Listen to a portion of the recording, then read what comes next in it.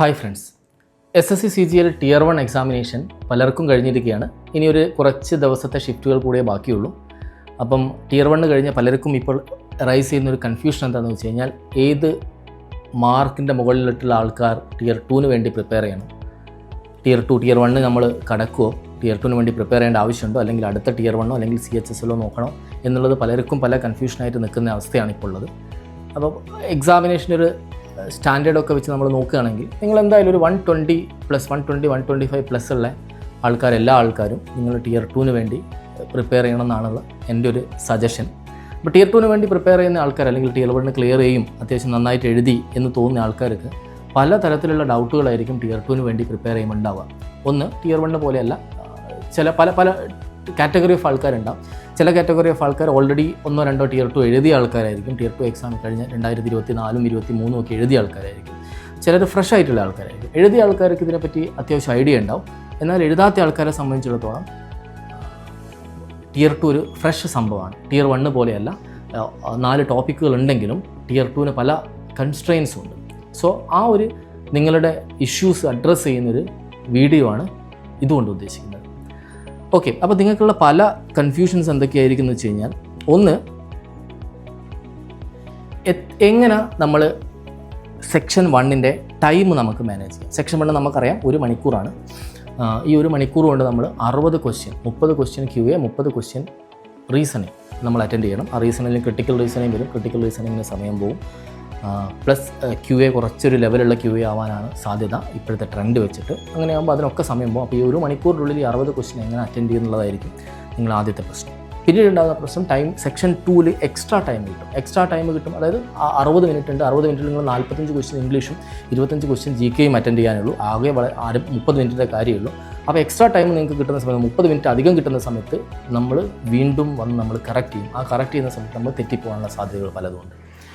പിന്നെ ഈ പുതിയൊരു സെനോരിയയിൽ GK നമ്മളെങ്ങനെ പ്രിപ്പയർ ചെയ്യണം, എത്രത്തോളം സമയം ഓരോന്നിനും നമ്മൾ അലോട്ട് ചെയ്യണം, ഡെയിലി നമ്മൾ മോക്ക് എടുക്കേണ്ട ആവശ്യമുണ്ടോ, എക്സ്ട്രാ ടോപ്പിക്സ് നമ്മളെങ്ങനെ കവർ ചെയ്യണം, ഇതേപോലെ ഇങ്ങനെ പല സാധനങ്ങളും നമ്മൾ പലപ്പോഴും ഡൗട്ടുള്ളതാണ്. ഇംഗ്ലീഷ് നമ്മൾ ഏത് ബുക്ക് ചെയ്യണം, ഏത് ബുക്ക് നമ്മൾ റെഫർ ചെയ്യണം, വൊക്കാബ് നമ്മൾ എങ്ങനെ പഠിക്കണം, ഇങ്ങനെ പല സെക്ഷൻ 1 നമ്മൾ എങ്ങനെ അറ്റൻഡ് ചെയ്യണം, സെക്ഷൻ 2 നമ്മൾ എങ്ങനെ അറ്റൻഡ് ചെയ്യണം, ഇങ്ങനെ പല സംഭവങ്ങളും പല ഡൗട്ടുകളും നിങ്ങളുടെ മൈൻഡിലുണ്ട്. ആ ഡൗട്ടുകളെല്ലാം നമുക്ക് ഇന്ന് ഓരോന്നായിട്ട് ക്ലിയർ ചെയ്യാം. സോ ഏറ്റവും ആദ്യം നമ്മൾ Tier 2 എക്സാം നമുക്കറിയാം, സെക്ഷൻ 1 ആൻഡ് സെക്ഷൻ 2, അത് കഴിഞ്ഞിട്ടൊരു കമ്പ്യൂട്ടർ അവയർനെസ് ഉണ്ട്. സോ സെക്ഷൻ 1 നമ്മൾ എങ്ങനെ അറ്റൻഡ് ചെയ്യാം എന്നുള്ളതാണ് ഏറ്റവും ആദ്യം നോക്കുന്നത്. സോ സെക്ഷൻ 1 നമ്മൾ അറ്റൻഡ് ചെയ്യാൻ 1 മണിക്കൂറാണ് നമുക്ക് സെക്ഷൻ 1 അറ്റൻഡ് ചെയ്യാനുള്ളത്. സോ സെക്ഷൻ 1 അറ്റൻഡ് ചെയ്യുമ്പോൾ നിങ്ങൾ ഏറ്റവും ശ്രദ്ധിക്കേണ്ടത്, നിങ്ങൾ 55 മിനിറ്റിൽ എന്തായാലും ടൈം സെറ്റ് ചെയ്യണം. ആദ്യമായിട്ട് എഴുതുന്ന ആൾക്കാരാണെങ്കിലും രണ്ടാമത് എഴുതുന്ന ആൾക്കാരാണെങ്കിലും 55 മിനിറ്റ്സിൽ നിങ്ങൾ ടൈം സെറ്റ് ചെയ്യണം. 55 മിനിറ്റ്സിൽ നിങ്ങൾ എഴുതി പ്രാക്ടീസ് ചെയ്തിട്ട് ആദ്യം നിങ്ങൾക്ക് പറ്റില്ല. ഏറ്റവും അവസാനമൊക്കെ ആകുമ്പോഴത്തേക്ക് നമ്മൾ എക്സാം ഒരു ഡിസംബറിൽ എക്സ്പെക്ട് ചെയ്യുകയാണെങ്കിൽ ഡിസംബർ നവംബറൊക്കെ ആകുമ്പോഴത്തേക്ക് നിങ്ങൾക്ക് എന്താകാൻ പറ്റും, ഈ 55 മിനിറ്റ്സിനുള്ളിൽ നിങ്ങൾ കംപ്ലീറ്റ് ചെയ്തിട്ട് 5 മിനിറ്റ് അവസാനം നിങ്ങൾക്ക് ഫ്രീയും കിട്ടും. ആ ഒരു സിറ്റുവേഷനിലേക്ക് നിങ്ങൾ എത്തിക്കണം. ഏറ്റവും ആദ്യം നിങ്ങൾക്ക് ചിലപ്പം ടൈം കംപ്ലീറ്റ് ചെയ്യാൻ പറ്റില്ല.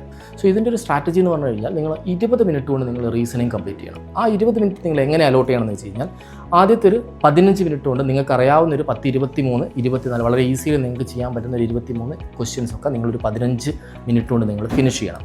എക്സ്ട്രാ വരുന്ന 5 മിനിറ്റ് അത് ആദ്യത്തെ റൗണ്ടിൽ ബാക്കി നിങ്ങൾ ഇവിടെ നിന്ന് ഇപ്പോൾ ക്രിട്ടിക്കൽ റീസണിങ് കുറേ വായിച്ച് നോക്കേണ്ടി വരും.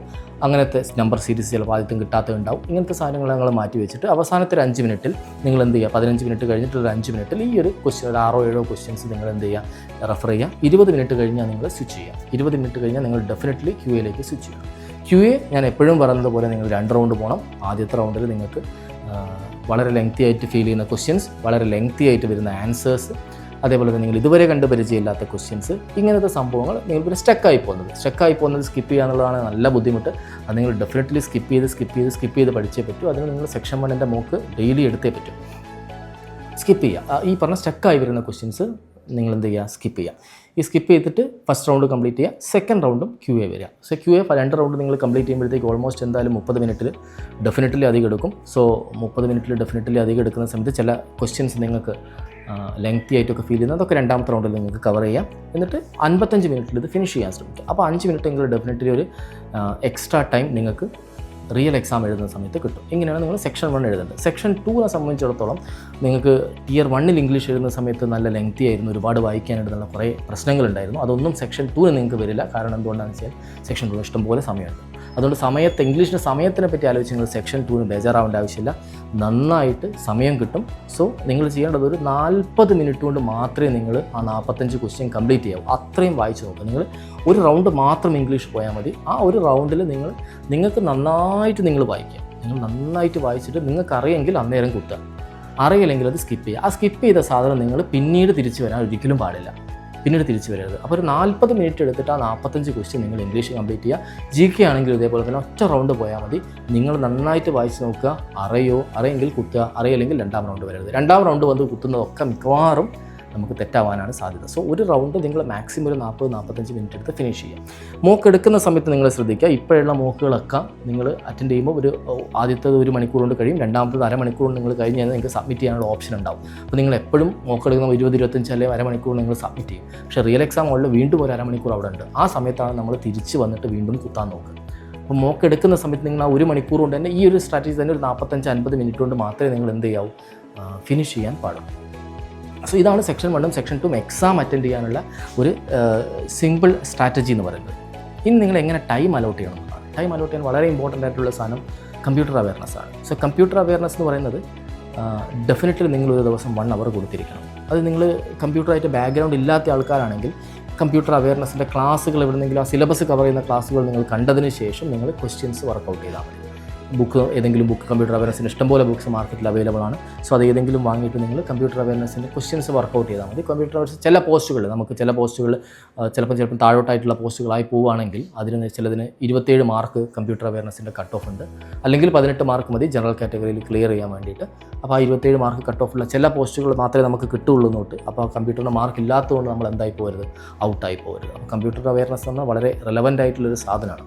ഇതിൽ കൂടെ നിങ്ങൾ കൊണ്ടുപോകേണ്ടതാണ് ടൈപ്പിംഗ് നിങ്ങൾ നോക്കണം. ഇതുവരെ ടൈപ്പിംഗ് നോക്കാത്ത ഒരാളാണെങ്കിൽ നിങ്ങൾ CGL-ന് വേണ്ടിയിട്ട് നിങ്ങൾ ജസ്റ്റ് ഒന്ന് ടൈപ്പ് ചെയ്യാം. ടച്ച് ടൈപ്പിംഗ് ഒന്നും പഠിക്കേണ്ട ആവശ്യമില്ല. CGL-ന് വേണ്ടിയിട്ട് ടൈപ്പിംഗ് നോക്കുക. നിങ്ങളൊരു ടൈപ്പിംഗ് എത്ര സ്കോർ വരുന്നത് നിങ്ങൾ 20 വേർഡ്സ് പെർ മിനിറ്റിൻ്റെ മോളാണെങ്കിൽ ടൈപ്പിംഗ് ബാബ നിങ്ങൾക്ക് ഉപയോഗിക്കാം. ടൈപ്പിംഗ് ബാബ വെബ്സൈറ്റ് വെച്ചിട്ട് നിങ്ങൾ ചെയ്താൽ മതി, അല്ലെങ്കിൽ സോണി ലൈവ് ട്യൂട്ടർ വെച്ചിട്ടോ ഏതെങ്കിലും വെച്ചിട്ട് നിങ്ങൾ നോക്കുക.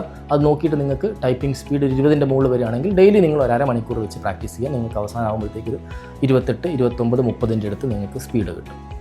അപ്പം ആ ഒരു രീതിയിൽ നിങ്ങൾ ഡെയിലി ഒരു അരമണിക്കൂർ വെച്ച് ടൈപ്പിങ്ങിന് വേണ്ടിയിട്ട് നിങ്ങൾ എന്ത് ചെയ്യണം, കൊടുക്കണം. നേരെ മറിച്ച് ഓൾറെഡി 27, 28, 29 ഒക്കെ ഉള്ള ആളാണെങ്കിൽ ഡെയിലി നിങ്ങൾ അരമണിക്കൂർ സ്പെൻഡ് ചെയ്യേണ്ട ആവശ്യമൊന്നുമില്ല. നിങ്ങൾക്ക് ഓട്ടോമാറ്റിക്കലി ആ സ്പീഡ് വന്നോളും. CHSL-ന് വേണ്ടിയിട്ട് മിക്കവാറും ആൾക്കാർക്ക് ടച്ച് ടൈപ്പിംഗ് പഠിക്കേണ്ട ഒരു ആവശ്യകത വരുന്നുണ്ട്. ഓക്കെ, ഇതിൻ്റെ കൂടെ നിങ്ങൾ 1 അവർ എന്തായാലും കമ്പ്യൂട്ടർ അവയർനെസ് കൊടുക്കണം. 1 മണിക്കൂർ നിങ്ങൾ നിർബന്ധമായിട്ടും PQRS, comprehension and close test, ഈ 3നും കൂടി 1 മണിക്കൂർ നിങ്ങൾ കൊടുത്തേ പറ്റും. അത് 3 നിങ്ങൾക്ക് അവൈലബിൾ ആയിട്ടുള്ള ഏതെങ്കിലും സോഴ്സ് നിങ്ങളുടെ കയ്യിലുണ്ടെങ്കിൽ ആ സോഴ്സ് ഉപയോഗിക്കുക. അത്യാവശ്യം ലെങ്തി ആയിട്ടുള്ളതും അത്യാവശ്യം ടഫ് ആയിട്ടുള്ളതും പ്രാക്ടീസ് ചെയ്യണം.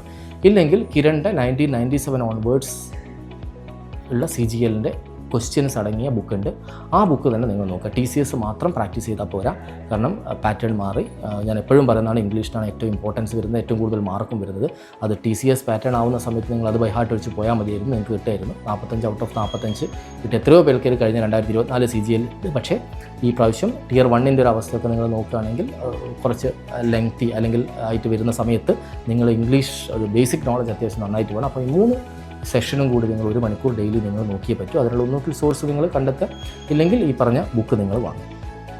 ഓക്കെ, ഡെയിലി നിങ്ങൾ 1.5 മണിക്കൂർ 1 മണിക്കൂർ നിങ്ങൾ സെക്ഷൻ 1 എടുക്കണം. ഡെയിലി 1 മണിക്കൂർ സെക്ഷൻ 1 എടുക്കുക. ഒരു ടെസ്റ്റ്, ഒരു സെക്ഷൻ 1ൻ്റെ ടെസ്റ്റ് ഒരു ദിവസം എടുത്തേ പറ്റൂ. അതിനൊരു അനാലിസിസും അടക്കം ഒരു അരമണിക്കൂർ നിങ്ങൾക്ക് അതിനു വേണ്ടി പോകുന്നതായിരിക്കും.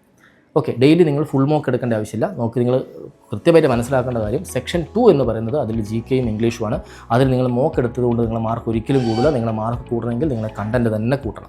നിങ്ങൾ കൂട്ടണം. അപ്പോൾ അതിന് ഞാൻ PQRS-ൻ്റെ ആ 3 കാര്യങ്ങളും പറഞ്ഞു. ഇതിൻ്റെ പുറമെ 1 മണിക്കൂർ നിങ്ങൾ വൊക്കാബിനും നോക്കണം. സോ വൊക്കാബ് നിങ്ങൾ പലരും പറയുന്നത് ബ്ലാക്ക് ബുക്കിന് റെലവൻസ് ഉണ്ടോ എന്നതാണ്. സോ ബ്ലാക്ക് ബുക്ക് എന്ന് പറയുന്നത് നമ്മുടെ പ്രീവിയസ് ഇയർ ക്വസ്റ്റ്യൻസ് ആണ്. So previous year questions already പഠിച്ച പ്രീവിയസ് ഇയർ ക്വസ്റ്റ്യൻസ്, നിങ്ങൾ ഓൾറെഡി പഠിച്ച സിനോണിം, അന്റോണിം, ബാക്കി കാര്യങ്ങളെല്ലാം ഉണ്ടെങ്കിൽ അത് നിങ്ങൾ പ്രോപ്പർലി റിവൈസ് ചെയ്യുക. അതൊരിക്കലും നിങ്ങൾ എന്ത് ചെയ്യരുത്, നഷ്ടപ്പെട്ടു പോരുത് നിങ്ങളുടെ കയ്യിലുള്ള നോളജ്. പിന്നെ ഇഡിയംസ് ആൻഡ് ഫ്രേസസും അതേപോലെ തന്നെ 1 വേർഡ് സബ്സ്റ്റിറ്റ്യൂഷനും ഇപ്പോഴും നിങ്ങൾ ഇന്ന് തന്നെ നോക്കിയാൽ മതി, ബ്ലാക്ക് ബുക്ക് തന്നെ നോക്കിയാൽ മതി. സോ അത് നിങ്ങൾ എന്തായാലും ഡെയിലി 1 അവർ അത് റിവൈസ് ചെയ്യണം. ഓക്കെ, അപ്പോൾ ഇതിന് പുറമെ നിങ്ങൾ ടോപ്പിക് വൈസ് ക്യു എയുടെ ടോപ്പിക് വൈസ് ഡെഫിനറ്റ്ലി നിങ്ങൾ ഡെയിലി ഫോളോ ചെയ്യണം. ടോപ്പിക് വൈസ് ക്യു എ, അതിലെ ബെസ്റ്റ് ക്വസ്റ്റ്യൻസും. സോ അതിലെ ബെസ്റ്റ് ക്വസ്റ്റ്യൻസ് നിങ്ങൾ എസ്പെഷ്യലി ബെസ്റ്റ് ക്വസ്റ്റ്യൻസ് നിങ്ങൾ സോർട്ട് ഔട്ട് ചെയ്തിട്ട്, സോ ഒരു ടോപ്പിക് വൈസ് ടെസ്റ്റ്, ഒരു ബെസ്റ്റ് ക്വസ്റ്റ്യൻ്റെ ടോപ്പിക് വൈസ് ടെസ്റ്റ്, 30 ക്വസ്റ്റ്യനുള്ള ഒരു topic wise test, 1-2 topic wise test ഒരേ ടോപ്പിക്കിൻ്റെ, അതിൽ തന്നെ ബെസ്റ്റ് ക്വസ്റ്റ്യൻസിൻ്റെ ഒരു 30 ക്വസ്റ്റ്യൻസ് അടങ്ങിയ സെറ്റ്. ഇതും നിങ്ങൾ ഡെയിലി നിങ്ങളൊരു 2.5 മണിക്കൂർ അതിനു വേണ്ടി പ്രാക്ടീസ് ചെയ്യണം. ആ പുറമെ വരുന്ന 4 മണിക്കൂർ നിങ്ങൾ എന്തിനു കൊടുക്കുക? GK കൊടുക്കുക. കാരണം GK നിങ്ങൾ കൃത്യമായിട്ട് മനസ്സിലാക്കുക, ഒരുപാട് സമയം GK ഇൻവെസ്റ്റ് ചെയ്ത ആൾക്കാർക്ക് വരെ പലപ്പോഴും പലരും പറഞ്ഞതനുസരിച്ച് GK അത്രത്തോളം സ്കോർ ചെയ്യാൻ പറ്റുന്നില്ല. അപ്പം കഴിഞ്ഞ Tier 2 തന്നെയായിരുന്നു അവസ്ഥ. 5-6 മണിക്കൂർ GK മാത്രം കൊടുത്ത ആൾക്കാർക്ക് സ്കോർ ചെയ്യാൻ പറ്റിയത് 3-4 ക്വസ്റ്റ്യൻ, അറിയുന്ന ക്വസ്റ്റ്യൻസ് 4-5 ആണുള്ളത്, ബാക്കി ഗസ് ചെയ്യുന്നതാണ് പലരും ചെയ്തത്. അപ്പോൾ നിങ്ങൾ ചെയ്യേണ്ട കാര്യം എന്താണെന്ന് വെച്ച് കഴിഞ്ഞാൽ GK ഇമ്പോർട്ടൻ്റ് ആണ്. ഇപ്പോൾ GKക്കാണ് എനിക്ക് തീരെ പറ്റാത്തത് നോക്കിയിട്ട് GKക്ക് നിങ്ങൾ ഫുൾ ടൈം കൊടുത്താലും നിങ്ങൾക്കറിയാത്ത 25 ക്വസ്റ്റ്യൻ GKയിൽ ഇടാൻ പറ്റും. അപ്പോൾ അത് നിങ്ങൾ കൃത്യമായിട്ട് മനസ്സിലാക്കി GKക്ക് നിങ്ങളൊരു 4 മണിക്കൂറേ മാക്സിമം കൊടുക്കാവൂ. ബാക്കി കൃത്യമായിട്ട് ഡിവൈഡ് ചെയ്തിട്ടില്ലെങ്കിൽ നിങ്ങൾക്ക് സംഭവിക്കാൻ പോകുന്നത് ആകെയുള്ളൊരു 10-15-20 ദിവസം നിങ്ങളിങ്ങനെ GKക്ക് മാത്രം കൊടുത്തു കഴിഞ്ഞ് കഴിഞ്ഞാൽ ബാക്കിയുള്ളത് മൊത്തം നിങ്ങളെ കയ്യിൽ നിന്ന് പോകും. അപ്പോൾ ആ ഒരു സംഭവം നിങ്ങൾ ഒരിക്കലും ഉണ്ടാവരുത്. ഓക്കെ, അപ്പം ഞാൻ നേരത്തെ പറഞ്ഞു, ഫുൾ മോക്ക് നിങ്ങൾ ഡെയിലി കൊടുക്കേണ്ട ആവശ്യമില്ല. വീക്കിലി ഒരു 2 ഫുൾ മോക്ക്, നിങ്ങളൊരു ലെവൽ അറിയാൻ വേണ്ടിയിട്ട് വീക്കിലി ഒരു 2 ഫുൾ മോക്ക് നോക്കിയാൽ മതി. ഓക്കെ, അപ്പം പിന്നെ ഇതുപോലെ തന്നെ നിങ്ങൾ ഓൾറെഡി എന്താണ്, നിങ്ങൾ Tier 1 അത്യാവശ്യം നന്നായിട്ട് പ്രിപ്പയർ ചെയ്ത ആൾക്കാരാണെങ്കിൽ നിങ്ങൾക്ക് എക്സ്ട്രാ ടോപ്പിക്സ് മാത്രമേ നോക്കാനുള്ളൂ. അപ്പോൾ ആ എക്സ്ട്രാ ടോപ്പിക്സിനെ കൃത്യമായിട്ട് നിങ്ങൾ ക്ലാസ് കാണണം. എക്സ്ട്രാ ടോപ്പിക്സിൻ്റെ ക്ലാസ് മാത്രമേ നിങ്ങൾ കാണേണ്ട ആവശ്യമുള്ളൂ. ബാക്കി നിങ്ങളൊരു ക്ലാസ്സുകൾ ആയിട്ട് പോകുന്നത് വേസ്റ്റേജ് ഓഫ് ടൈമാണ്. Tier 2 കൃത്യമായിട്ട് വേണ്ടത് നിങ്ങളുടെ പ്രാക്ടീസ് മാത്രമാണ്. പ്രാക്ടീസ് മാത്രമേ Tier 2 വേണ്ടിയിട്ടുള്ളൂ. വേറെ ഒന്നും നിങ്ങൾക്ക് ഉപകാരപ്പെടില്ല. നിങ്ങളൊരു ദിവസം 6 മണിക്കൂർ ക്ലാസ്സിന് പോയി കഴിഞ്ഞിട്ട് ബാക്കിയുള്ള സമയം പ്രാക്ടീസ് ചെയ്യാമെന്ന് പറഞ്ഞു കഴിഞ്ഞാൽ ഒരിക്കലും നടക്കാത്ത കാര്യമാണ്. നിങ്ങൾക്ക് Tier 2 അതിൻ്റെ ആവശ്യമില്ല. എക്സ്ട്രാ ടോപ്പിക്സ് മാത്രം നിങ്ങൾ ക്ലാസ്സുകൾ കാണുക. ബാക്കി നിങ്ങൾ ഈ പറഞ്ഞ രീതിയിൽ പ്രാക്ടീസ് ചെയ്യുകയാണ് വേണ്ടത്. സോ ഇതിൻ്റെ കൂടെ നിങ്ങൾക്ക് എക്സ്ട്രാ കിട്ടുന്ന സമയം ഉണ്ടെങ്കിൽ ആ സമയത്ത് നിങ്ങൾ അല്ലെങ്കിൽ ടൈം ഒന്ന് ഡിവൈഡ് ചെയ്തിട്ട് നിങ്ങൾ എന്ത് ചെയ്യണം എന്ന് വെച്ച് കഴിഞ്ഞാൽ ഈ പറഞ്ഞോണം ഗ്രാമറും നോക്കണം. അതേപോലെ തന്നെ എക്സ്ട്രാ ടോപ്പിക്സിൻ്റെ ടോപ്പിക് വൈസ് ടെസ്റ്റും, ക്രിട്ടിക്കൽ റീസണിങ്, സ്റ്റാറ്റിസ്റ്റിക്സ്, പ്രോബബിലിറ്റി, ഇതിൻ്റെ ടോപ്പിക് വൈസ് ടെസ്റ്റും ക്ലാസ്സുകളും നിങ്ങൾ ഇതിൻ്റെ കൂടെ തന്നെ കാണേണ്ടതാണ്. അപ്പം Tier 2 ഈ ഒരു ലെവലിൽ തന്നെ നിങ്ങൾ പോയിട്ടില്ലെങ്കിൽ എന്താ പ്രോബ്ലം എന്ന് വെച്ചാൽ, ഇത് സെക്ഷൻ 1 ആണ്. നിങ്ങൾക്ക് പലർക്കും നല്ല ബുദ്ധിമുട്ടുണ്ടാവുക.